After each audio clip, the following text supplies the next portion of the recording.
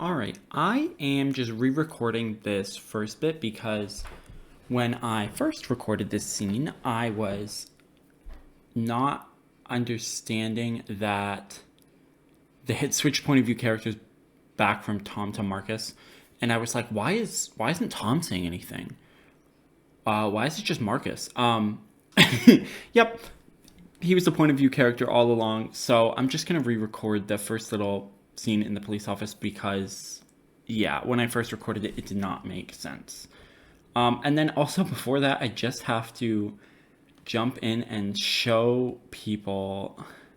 Yeah. So this whole time I was like, oh wow, it's so cool that the font changes for the names and stuff, and they're in a different color. Like, oh, it's such a nice touch. You can just click on it and it gives the pronunciation and description. I feel so stupid for not realizing that, struggling with these pronunciations, and then, oh, they were there the whole time. So yes, I did pronounce this bar wrong last time. It's Gruber Niedźwiedź, and it translates to fat bear. But I think that this is a really cool feature. It reminds me of a lot of like CRPGs I've played. They have a similar like nested tooltips where you hover over it. I've never seen it in a visual novel. And again, like, I just feel like one of the things I like so much about this visual novel is just the presentation is just top notch. Like, one thing I like about the genre of visual novels in general is how approachable it is for developers. Like, there's not a ton of stigma around using like stock photos or using UI that's already like freely available. But it is very, very cool that they took the extra step and they've made a product that's really cool. So I very much appreciate these little touches. It makes the game a lot better. It just gives it that extra level of polish. Okay, so back to the beginning. Enter. So how can I help, Chief? I closed the door behind me. Agatha's office is well organized, a far cry from mine. Yep. It's been a while since my last visit. Maybe it'll go better this time. Have a seat, Waldner.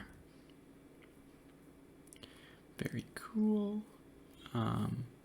This sprite isn't animated, but still very cool.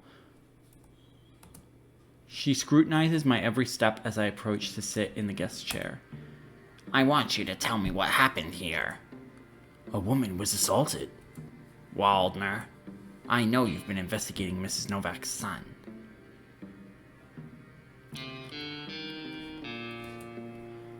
That's not really a secret now, is it? Don't you start. I don't understand what you're angry about.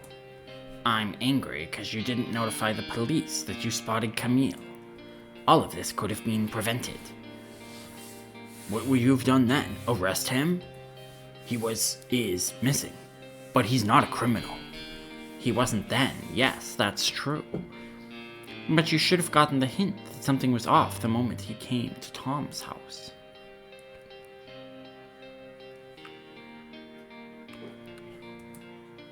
Damn, Igor told him? I thought I could trust him with this. Why did he tell her? You're playing with fire. Can't say I'm not disappointed that Igor didn't talk to me first. I asked him to keep the information to himself. I'll have to talk with him later. We've already got 5 people missing, and now Camille lashing out and trying to kill his mother. You've got proof it was him? We have fingerprints that match his at the scene, and camera footage of him and his mother walking together. So, like, that proves nothing. Like, yeah, if based on what we know, like, I'm not inclined to think that it was Camille, and even if it was, I'm thinking he was possessed or some other weird thing is going on.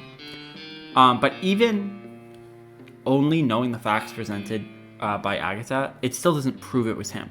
All you know is they walked into the woods together, and of course there are fingerprints matching his. They went in together. But, like, if his worst crime was running away and being a coward, let's say, then still all you have is they went into the woods together and he abandoned her, and then she got attacked. Like, you can't prove it was him. You can prove that they were in the same location when the attack happened, but it's not like you can say, oh, definitively that it was him. You work fast. Where'd you get a record of his fingerprints in the first place? From when he was involved in a previous misdemeanor. Ah, I remember now. His mother mentioned it. He was apprehended by the cops after beating up his neighbor who insulted her.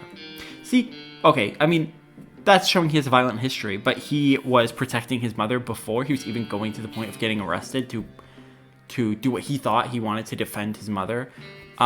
So why would he kill her or try to kill her? Like, doesn't add up. Still, is that really proof that he attacked her? What more proof do you need? Anything that concretely proves it was actually him.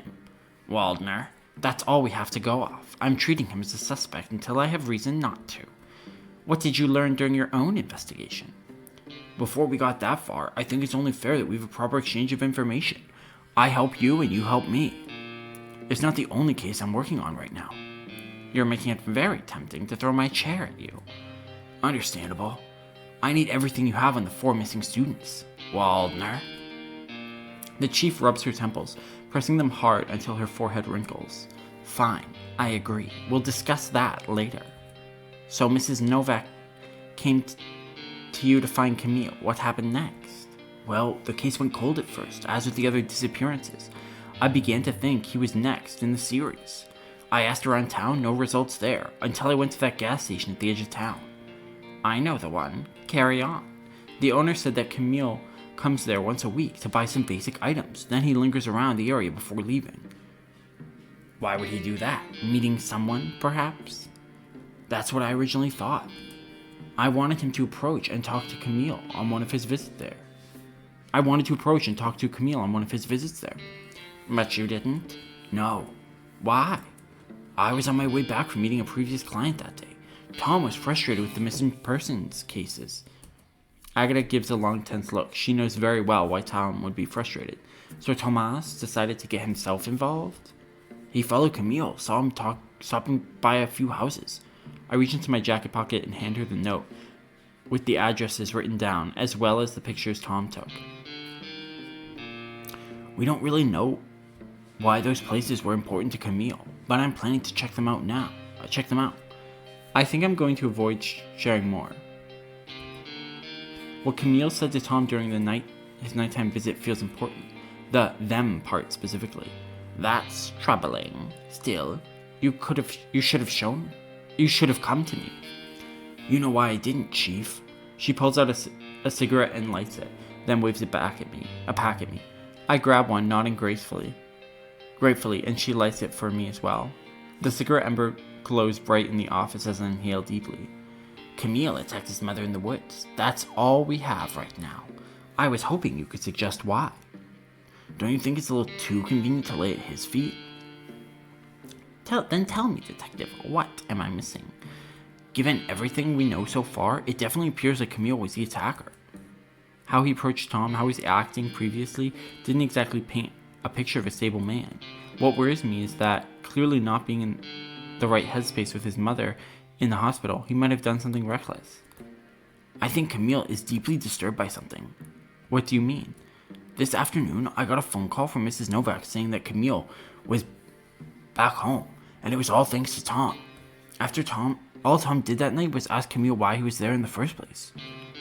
And then Camille went back, lured his mother out, and attacked her.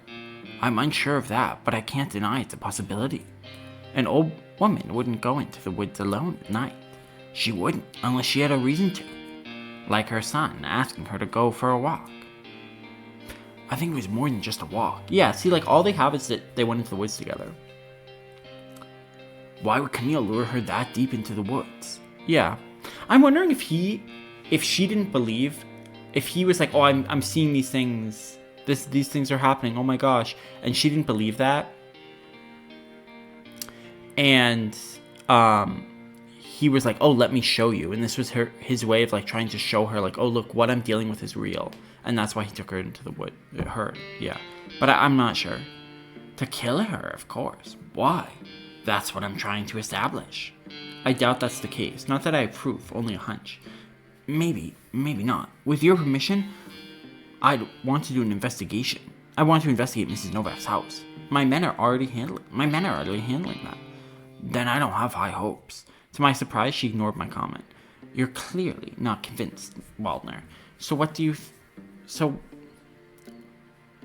You think he's being framed?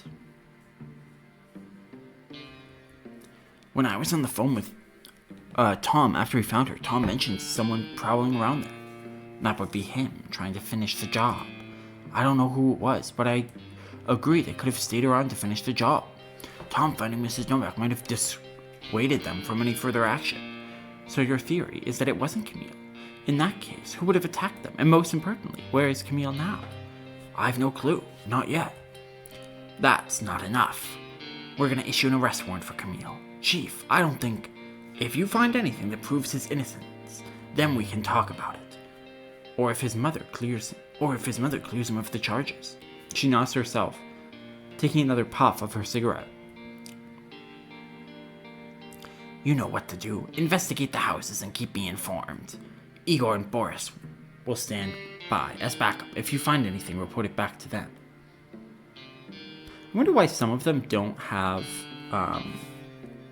the option to click on the name. Is it only the first time they're introduced, or is it only certain characters? Because we never, as far as I'm aware, met both either Igor or Boris.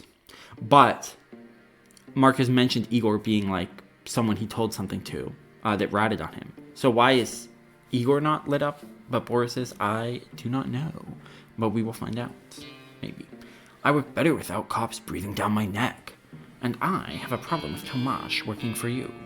Meaning, you know well what I can do. You could use your license for this. Tom wanted to help. He's only supposed to help out at the office. You need to rein him in. We know what Camille is capable of. As much as I'd like Tom to play it safer, deep down I know that he won't. He tends to find trouble a lot. I understand that. Even when he's working for you, he still goes off on his own. I already told him to take a break. If I keep insisting, he might feel like I'm snubbing him off the case. Which is something you should do. I'm not gonna do that. Then help him get a fucking license, Waldner. If you think he has the skills for this to pay off. Okay, so not only is like Mark is not really paying Tom. Tom isn't even licensed. Like this is like the worst like internship ever. Like go get yourself killed doing my work for you. And I won't pay you, and also you don't have a license, so what you're doing is illegal. Oh my god. I've been planning to. Good. Now you better not make me regret letting you off the hook. I stay quiet, letting her anger simmer down before the conversation continues. Were you able to find any more leads on the missing students? What about the hitchhiker from 3 years ago? You don't care about that? We didn't find any evidence of a crime around this case, so we didn't intervene further. Well, that's convenient. Anyway, you're not going to tell me to stay out of it? Just like your protege, I doubt you'd listen. Touché. Well, now that I'm helping with the Camille case, I need you to give me access to Coamino.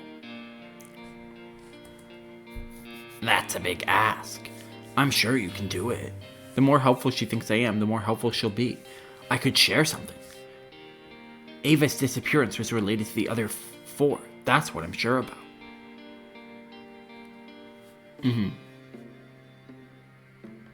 Okay. I think she found something. And someone didn't like what she found. Okay, so maybe it makes more sense why Tom is taking an unpaid internship where he could die if he's trying to investigate his mother's disappearance and thinks that they're connected. Like, okay. Still. Not the best job. Why wouldn't she share it with you? You work together. You think she's dead? I pause, taken aback by the question. Deep down, I want to believe that she's still out there. Sadly, it's been months without any promising sign, to a point that it's getting harder and harder to believe. It hurts more than anything to think about. As much as I'd like it to be otherwise. Did she leave any files or memos that would indicate what she might have found? Well, if she did, your men would have found it by then. Alas, all of her belongings were then found missing, if you can excuse the oxymoron. We're still investigating this incident. So I keep hearing. Another tense look exchanged as the chief stares at me silent. It was one of the biggest fuck-ups under her supervision. She is even blinded to the fact that someone in her department might have been involved. I don't think her documents simply disappeared. Did someone take them? One of my fears is that it could be an inside job. Okay, so maybe someone in the police office is working with the cult or gang or whatever. Ava got too close to the info. They disappeared her and got rid of the evidence. But also Agatha could be the one. Like, okay, narratively, like this obviously is not something that holds true in real life. But narratively, if you're going to have some character revealed to be an insider, like someone who double-crossed people and betrayed people, it's going to be someone important that you've already been introduced to. So it could be that Agatha is involved in the cult, let's say, assuming there's a cult. Or one of these other police officers, Igor and Boris.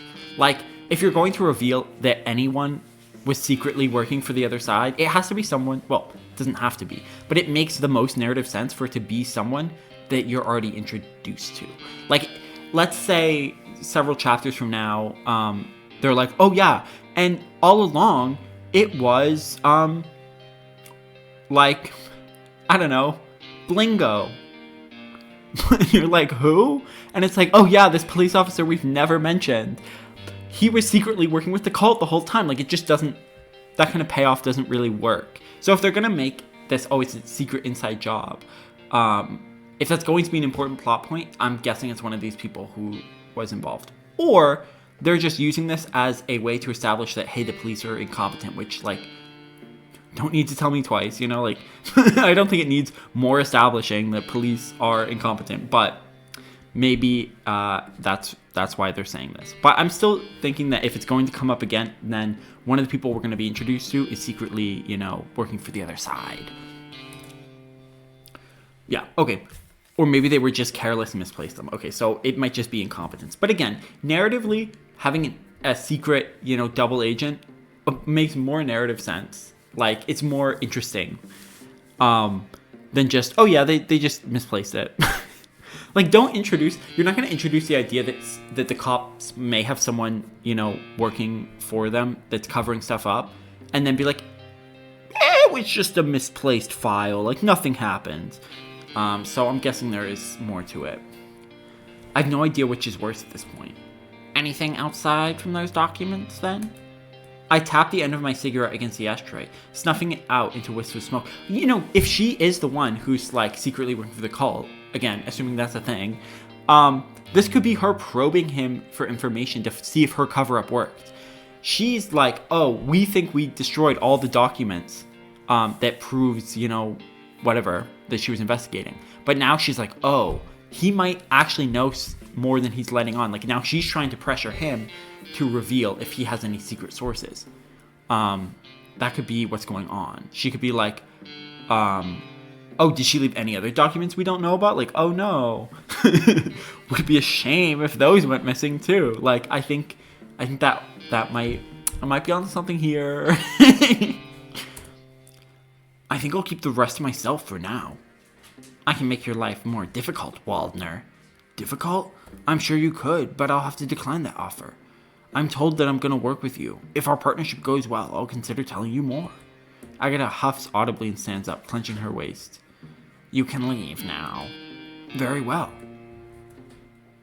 I give her a two-fingered salute as she flicks her wrist at me off in a shooing motion.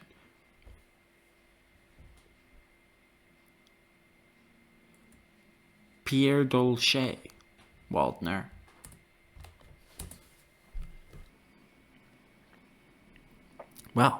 Well, that went swimmingly. We had such nice banter too. I'm sure there's some people who ship them together. Let's be real. I know the chief can't touch me and needs me to solve her case, though I should still try to be careful with how I approach her. As I walk down the hallway, I see Tom talking to Igor while David sits on one of the chairs. David, okay.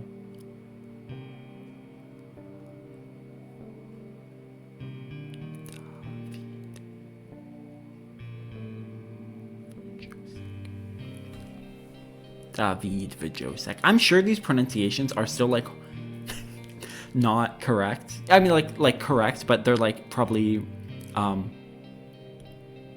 100%. Like I don't think I could go up to someone who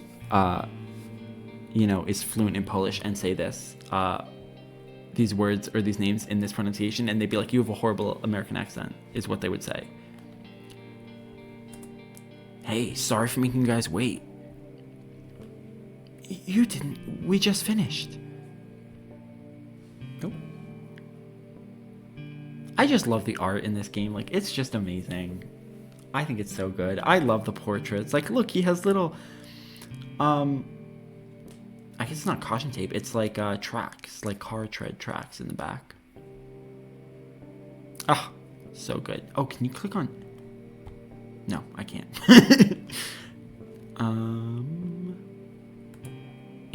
Indeed, we've learned everything we could here. Now, we just need to wait for Mrs. Novak to recover for questioning, and he trails off, noticing the disappointed look in my eyes. His gaze is reluctant to meet mine, even as he whispers his apology. Sorry, Marcus, I had to tell the chief. Okay, this is the other thing. Yeah, okay. I was like, I don't know an Igor. Does Tom know an Igor? Yeah. So Marcus told Tom stuff.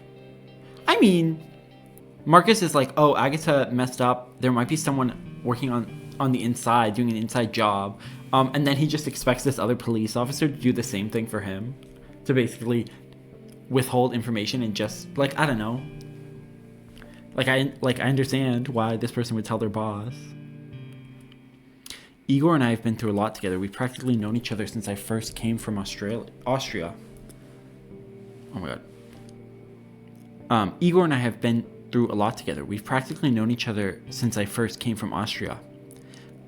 A long 12 years since then. Ava introduced him to me as her police informant. He was always helpful to any case we had going. So Ava was the one who had already set up the business, I bet, and then brought Marcus on as her assistant, probably, if she already had a police informant. Maybe next time. Ask me before you do, though. Speaking of, your boss said that you and I gotta start working together tomorrow. What? Did you just get recruited? No, she just wants you to tag along while I do my detective work. Just like old times, eh? Okay, I need a consistent voice for this guy if he's gonna keep showing up. I'll think of one. I missed your stinking smoker's breath. Mm-hmm. I'll give you a call tomorrow. Drive safe. Oh, God. I notice Tom staring right at me for a split second before he averts his gaze. As Iggy starts to wander off, David lifts himself up from the chair and slowly walks to us. That was tiring. Right, let's head off. I'll drive you guys home. Yes, please. Tom just nods and walks out without a word. David follows suit. I light my cigarette as we drive along an empty road. It must have been a very stressful experience for them both, especially Tom. He's already been through a lot. Where to, David? Oh.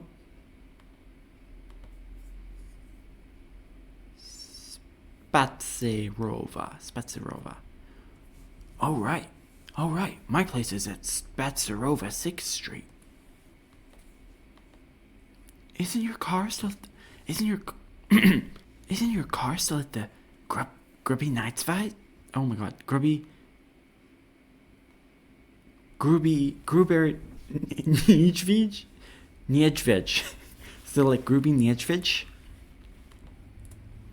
Well, I don't feel like driving right now. That's fine. I'll drop you off first. Thanks. I glance at the rearview mirror. Tom is nervously shifting in his seat, his eyes darting between the window and his phone screen. David, on the other hand, sits frozen, except for his shaking knees. When I first found him, he was so anxious, he could barely utter a single intelligible word. After calming him down a little, he told Tom that he had rushed into the woods alone, leaving him behind. As for what actually happened, I'm still in the dark. Tom turns back to his phone and types something out, before I hear David typing as well. Hey, David. Yeah? His legs stop shaking as he looks at me. How are you doing? I'm not sure, to be honest. Definitely not great. I've been in scary situations before, but this one just takes the cake. I understand. Definitely not what I imagined my first day back would be like. Yeah, I get that. Is this town still how you remember it? Kinda. The people feel different, though. How so? The town has a lot more going on. I don't know if that's good. Yeah, a lot has happened.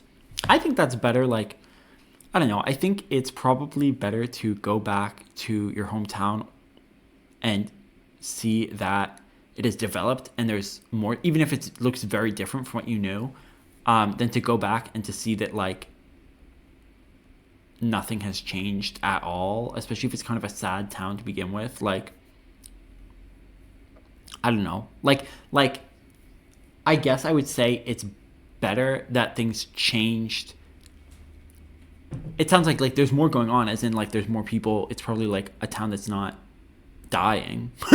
Like if it was a dying town, I think that would be worse than a town that has changed, but is still alive, I guess, is what I'm trying to say.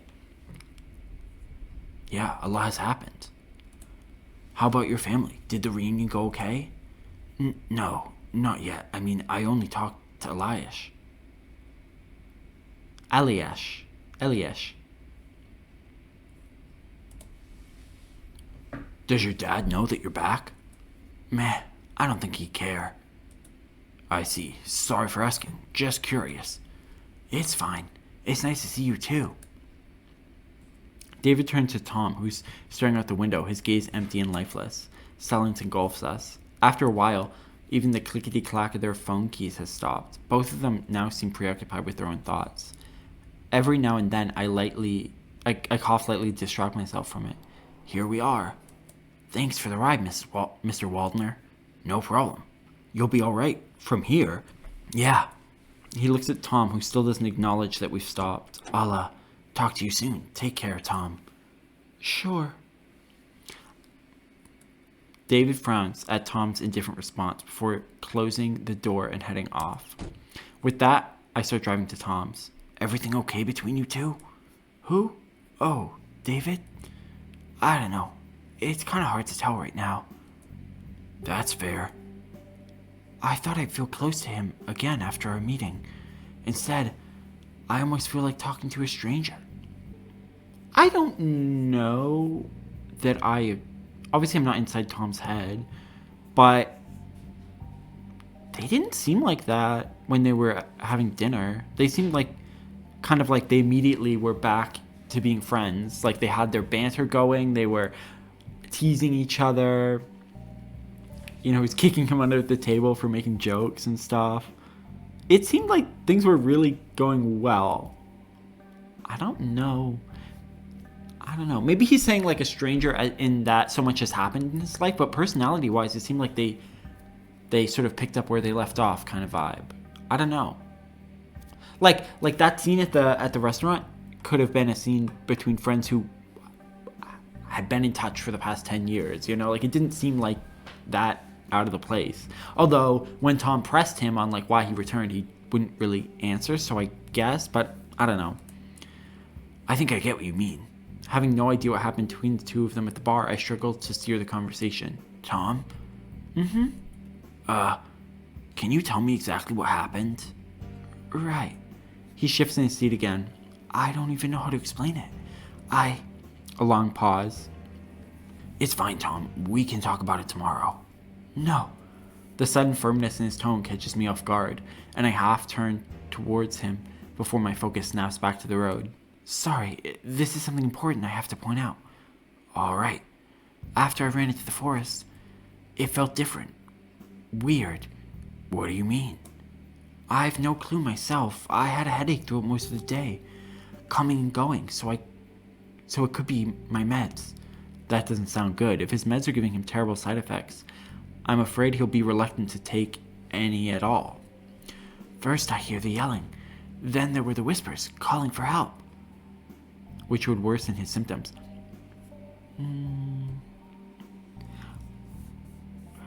You know, I don't think horror always does this thing like the genre with mental illness, I don't know that it is handled the best in most ways, because firstly, I usually, like, something, hallucination, something will be happening, and then it's revealed, oh, this person was just insane the whole time, and it's like, okay, but what did they have? What mental illness did they have that is going to give them these specific symptoms? Because I don't think that exists. Like, wild stuff will be happening in a horror movie, and it's like, oh, it was just all in their head. And it's like, okay, but how?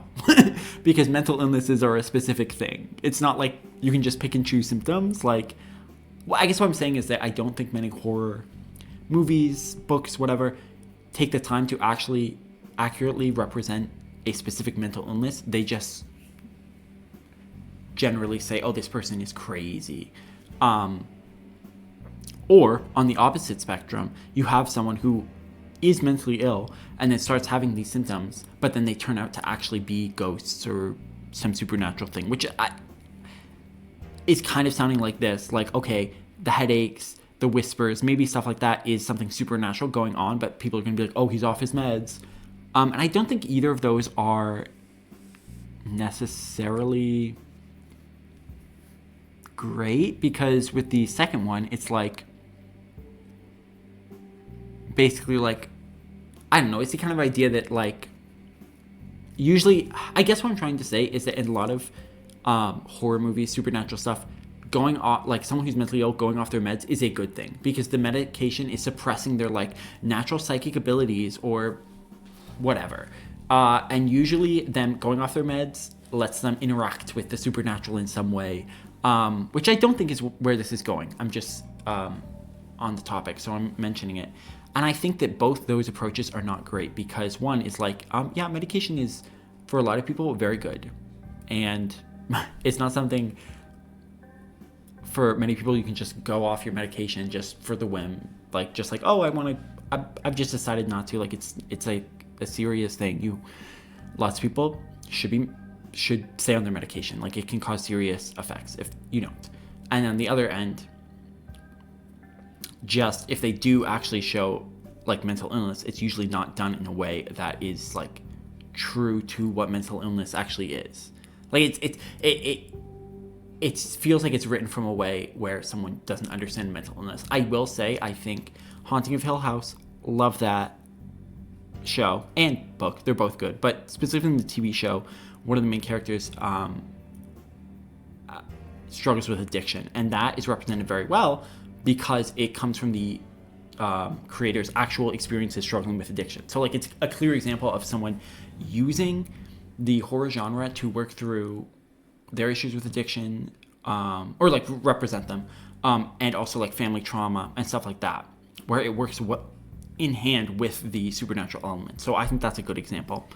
But there are plenty of other examples where it's not done the best. That was a ramble, but I just thought about it. So, which worsen the symptoms? Whispers, I don't think I understand. Yeah, me neither. It was coming from all directions. It was hard to tell. The voices kind of sounded like a woman, maybe like Mrs. Novak.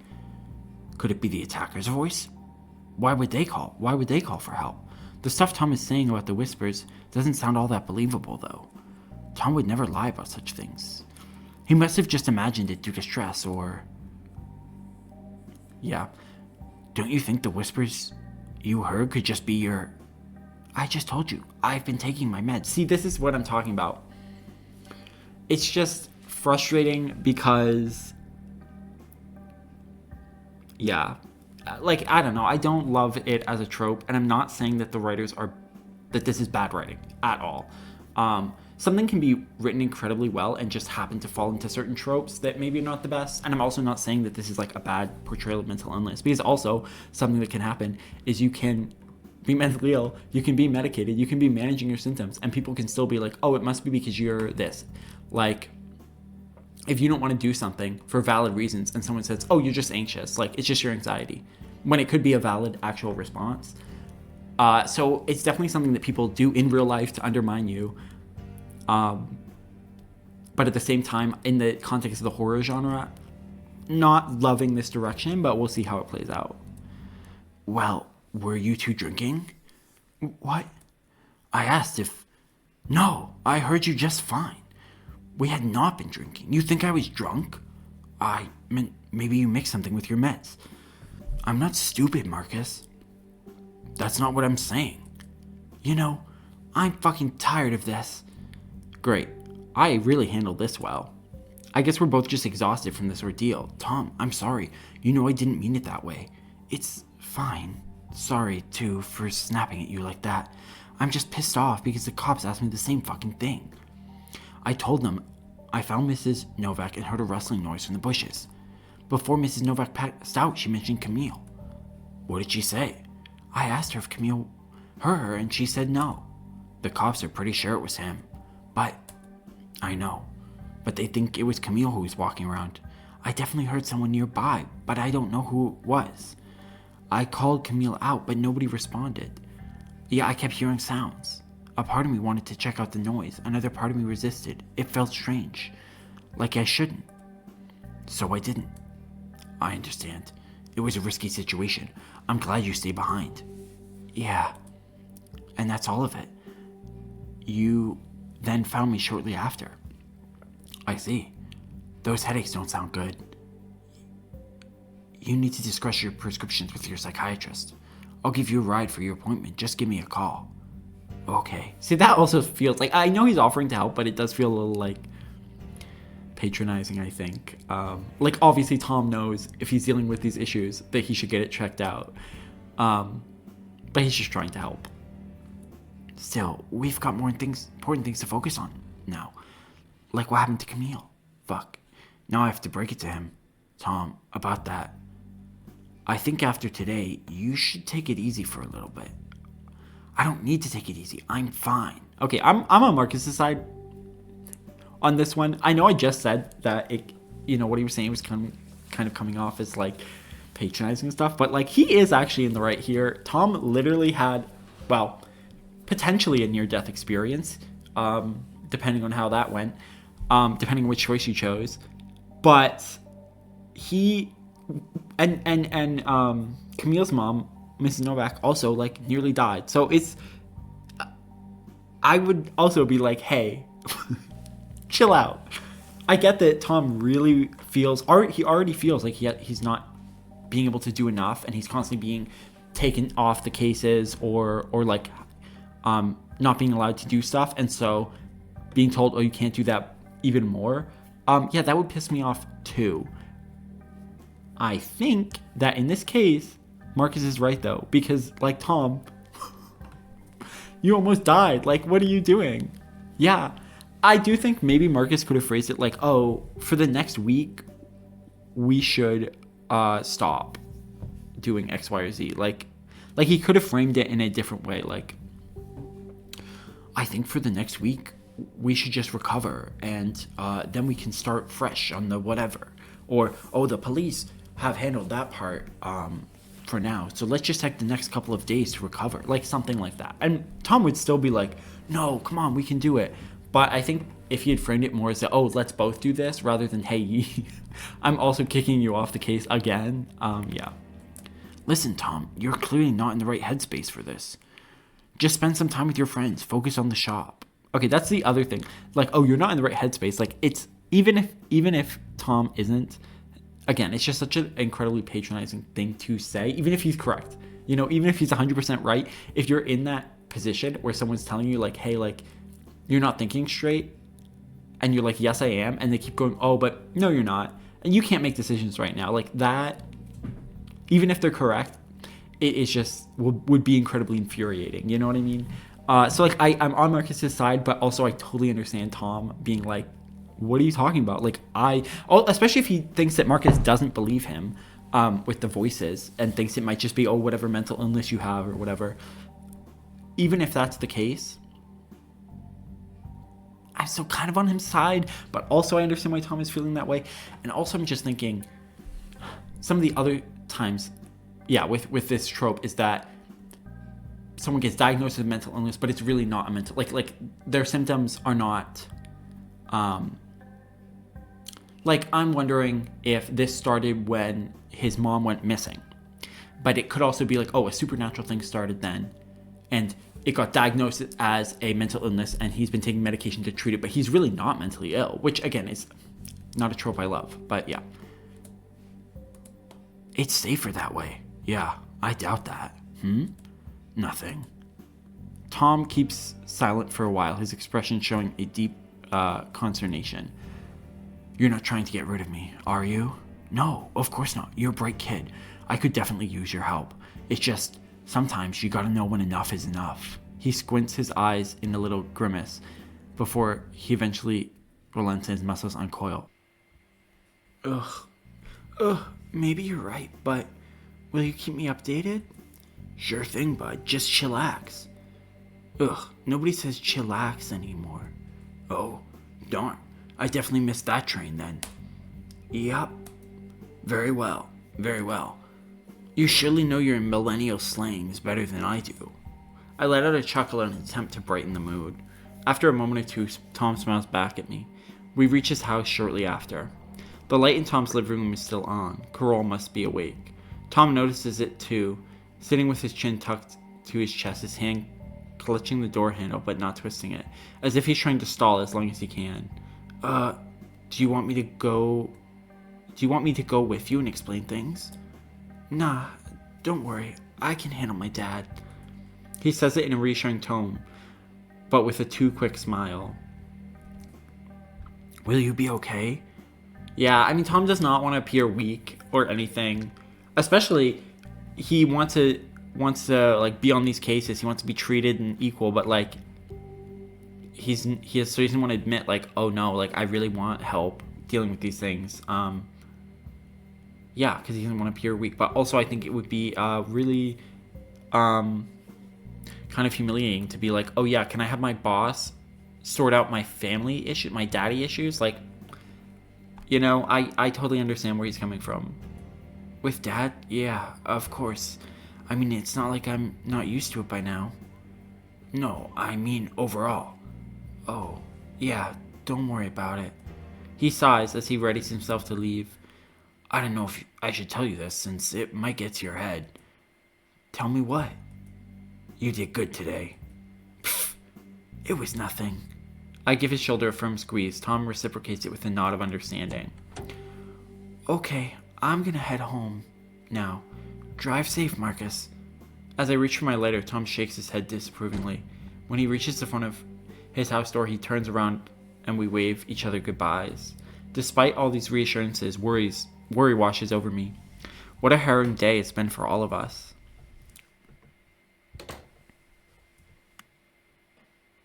The lamp flickers and buzzes before soft glow suffuses the room. I place my coat on the old sofa and head to the fridge.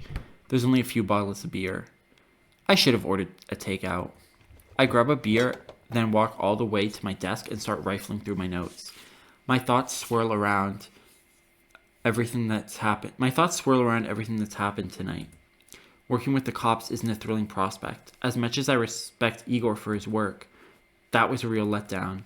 He's still a friend, yet I feel I might need to be more careful about what I share from now on. Yeah, so like, if there is some secret cult member working in the cops, like, okay, Igor is feeding information to Marcus and feeding information to Agatha about Marcus. Could he also be feeding information to the cult? Like, there's clearly someone's trying to control what information goes where, and maybe Igor is only giving Marcus information that isn't threatening, like that the cops are okay leaking. Like, maybe he's intentionally leaking stuff to Marcus because, like, to give him basically an outlet. Like, instead of Marcus going and investigating things on his own, he's getting filtered down information from the police.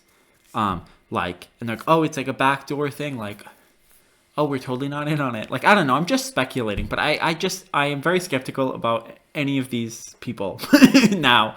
Like, yeah.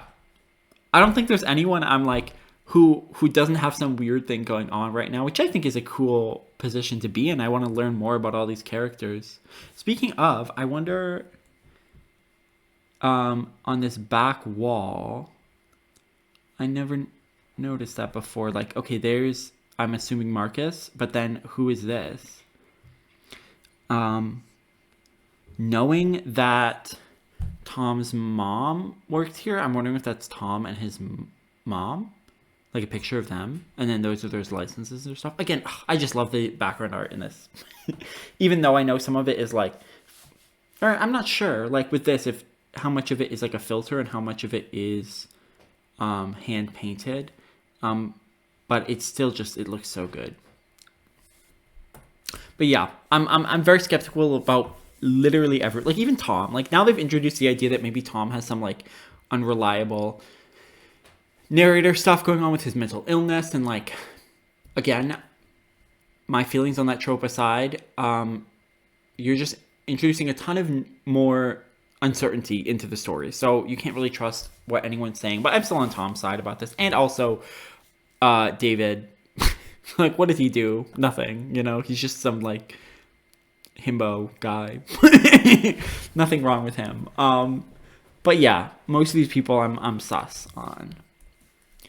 It hurts to think like that. I'm trying to make sense of why he'd go behind my back with it.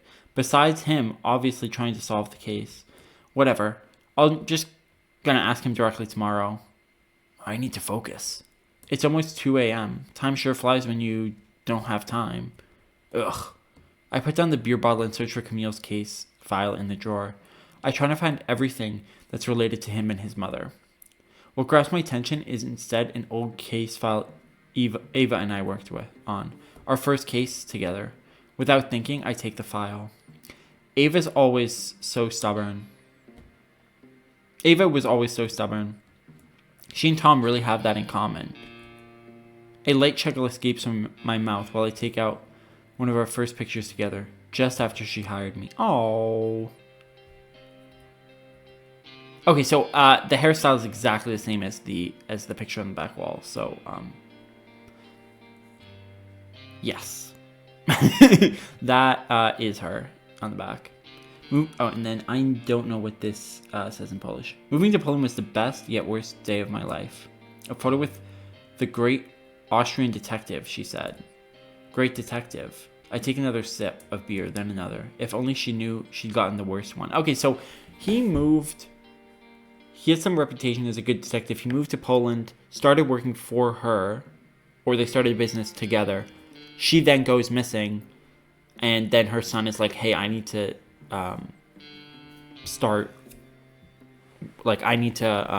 look for her now. And you know, maybe, okay, if he has like imposter syndrome and he's like, oh, I'm actually not a good detective, then her suddenly disappearing, like maybe she was the real brain to the operation doing all the detecting and he was more of the assistant, and now that she's gone missing, he suddenly has to step up and doesn't feel like he can actually do that, and on top of that has to basically care for her son that she left behind, which makes him have even more of like a fatherly relationship to Tom. I was totally unsure like what their relationship was going to be, and I know the furries will ship any characters together, but I'm definitely sensing more of a like father-son dynamic between them. That's my vibe, because he literally was working with her mother. Yeah, like he wants to look out for Tom. Like it just makes sense. If only she knew that she got the worst one. I stare into the grainy and coffee-stained photo. Okay, it's coffee, not blood. It's coffee-stained photograph. A reminder of my failures. Not only here, but back in Austria, too. I think back to what Agatha asked me. My eyelids suddenly become heavier as my eyes begin to sting. Ava was the best partner I could have asked for. I won't let anything happen to Tom. I take another sip. You do almost anything for the sake of finding the truth. If only you let me be there with you. What did you find? Why did you go alone? I should have insisted and been a better partner, better friend. Oh, it is sad. So he's like, he is feeling very responsible for what happened. Understandable. But I don't think, obviously, I think if she were here, she would say not to, I mean, I don't know her, but it doesn't sound like he actually is at fault. You know? Hindsight is always you're always going to make different decisions in the present based on, like, looking back, you're always able to be like, oh, I should have done this, should have done that. But, well, he would have had no way to know that if she went to one specific location that suddenly she would go missing, you know? Oh, whoops. Still clutching the photo in my hand, I wander back to the fridge and retrieve another beer. I should put it away and focus on my work. Instead, I sit here hunched over the desk, letting minutes pass, only standing up to get more to drink. I have no idea how many bottles I've downed, let alone how long I've been staring at the picture. Okay, so it's interesting to me that both Marcus and Tom's father are... I mean, Tom's father sounds like is like a very serious alcoholic, but clearly Marcus has his own issues around it as well. Suddenly, a strong aching feeling scorches deep inside me, compelling me to reach for the nearest object.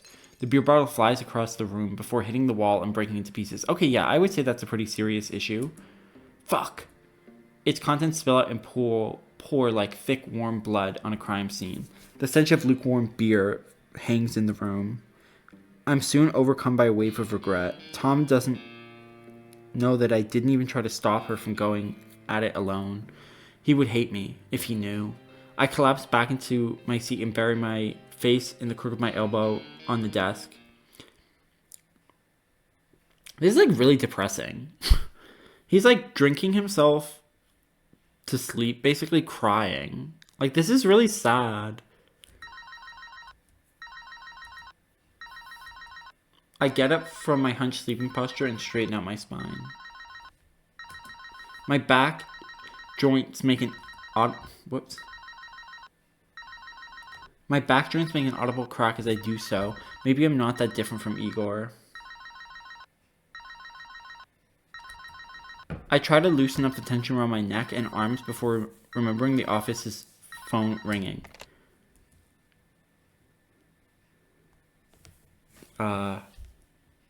Tskoy and Waldner, Tskoy and Waldner Detective Agency. Ah, Mr. Waldner, I'm so happy to hear from you again. Oh, Mrs. Barton, how can I help? I'd just like to mention these photos and information you compiled together have shifted the court in my favor. I'm no longer married to Anjay, and will get half of his wealth. So this is interesting again.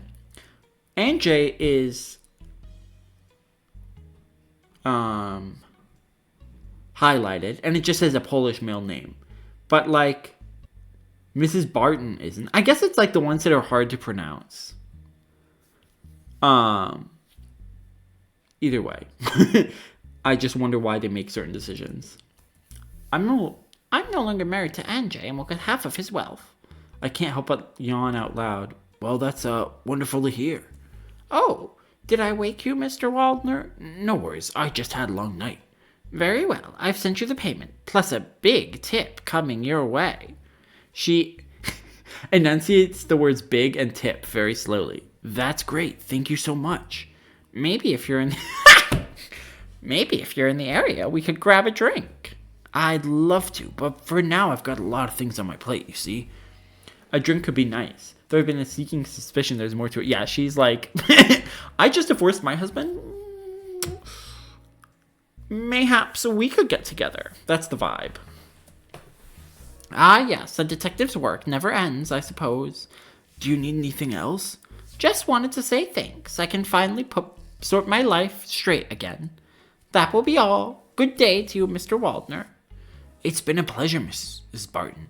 Or should I refer to you by your maiden name now? You can just call me... Okay, so they do highlight it. Bashia. All right, Bashia. Good luck in your future endeavors. Talk to you soon, detective. Her voice lilts with a playful tune infused with a velvety, almost flirtatious timbre. I hang up. They say detectives always get the ladies. Sadly for the ladies, this one ain't into them. Tom would definitely hate this joke, if you can call it that. The hour hand points to 10. Shit, I gotta get ready soon. Okay, so is it for a visual novel? I'm assuming like pretty much everyone is gay, especially based on the fan art I've seen. But yeah, I also need to relay the good news to Tom. Just need to plug my phone into the charger, and who could that be? As I get up from the chair, I notice the broken beer bottle on the floor. Right. I step over the mess and head to the door. Well, someone is impatient. I think I am going to end it here. And we'll find out who's at that door next episode. Ooh. I'm excited. I'm just really enjoying this visual novel. It's like I didn't know that much about it going into it, and I just have been so pleasantly surprised with like pretty much everything. It's just I really really enjoy it. It is not really at all what I thought it was. I thought it was going to be more a traditional murder mystery. Oh, here are these suspects.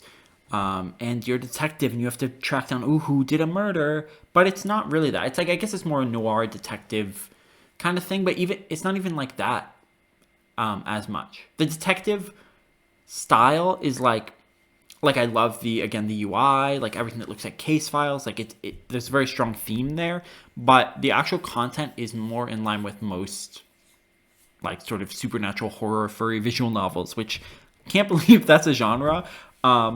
But it is.